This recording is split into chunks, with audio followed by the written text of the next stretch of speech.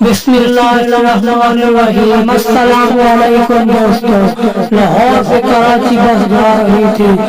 جب bus station سے چل پڑی تو فرنٹ سیٹ پر بیٹھے ایک بزرگ جو بہت اچھے کپڑے پہنے ہوئے تھا کھڑے ہو گئے اور باقی مسافروں سے مخاطب ہو کر کہا، میرے بھائیوں بہنوں، میں کوئی بھکاری یا گداگر نہیں ہوں، اللہ نے مجھے اپنی نعمتوں سے نوازا ہے، مگر میری بیوی ایک موذی مرد سے اللہ کو پیاری ہو گئی۔ کچھ دن گزرے اور میری فیکٹری میں آگ لگ گئی۔ میں درآمد اور برآمد کا کاروبار کرتا تھا۔ میرا تیار شدہ سارا محل جل کر خاکستر ہو گیا۔ پھر کچھ مدت گزری کہ مجھے دل کا دورہ پڑا۔ رشتہ داروں نے جب یہ محسوس کیا کہ اس کے برے دن ہونے لگے، انہوں نے ہم سے رابطہ منقطع کر لیا۔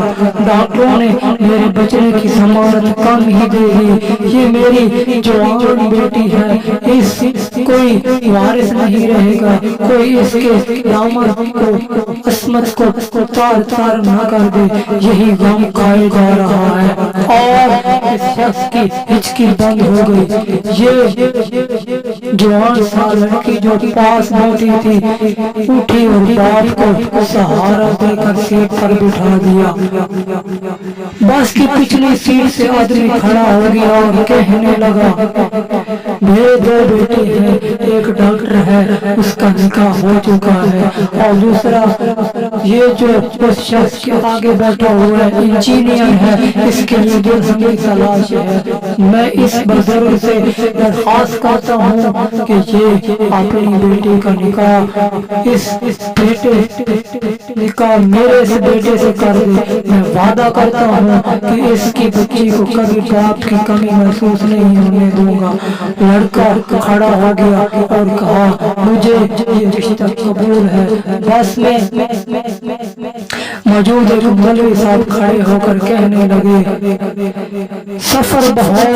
یہ سفر بہت مبارک سفر ہے، نکاح جیسا مقدس عمل ہو جائے وہ بھی سفر میں، اس سے اچھی بات کیا ہوگی؟ اگر لوگوں کو اعتراض نہ ہو تو میں نکاح پڑھا دوں۔ سب کہنے لگے، ماشاء اللہ، سبحان اللہ، الحمدللہ، وغیرہ وغیرہ، اور مولوی صاحب نے نکاح پڑھا دیا۔ ایک اور صاحب کھڑے ہو گئے اور کہنے لگے، میں چھٹی پہ جا رہا تھا اپنے گھر والوں کے لیے لڈو لے کر، مگر اس مبارک عمل کو دیکھ کر سمجھتا ہوں کہ لڈو ادھر ہی تقسیم کر دیں۔ اس نے دلہن کے باپ سے مخاطب ہوتے ہوئے کہا، دلہن کے باپ نے ڈرائیور سے کہا، ڈرائیور میاں 5 منٹ کسی جگہ بس روک دینا تاکہ سب مل کر منہ میٹھا کر لیں۔ ڈرائیور نے کہا، ٹھیک ہے بابا جی۔ مغرب کی نماز کے بعد جب اندھیرا ہونے لگا تو لڑکی کے باپ نے ڈرائیور سے بس روکنے کو کہا اور سب مسافر مل کر لڈو کھانے لگے۔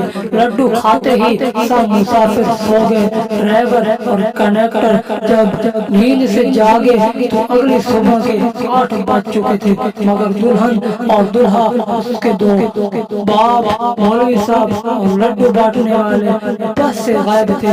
اتنا ہی نہیں بلکہ کسی مسافر کے پاس نہ گھڑی تھی، نہ چین تھی، نہ پیسے تھے، بلکہ سب کچھ وہ لوٹ چکے تھے۔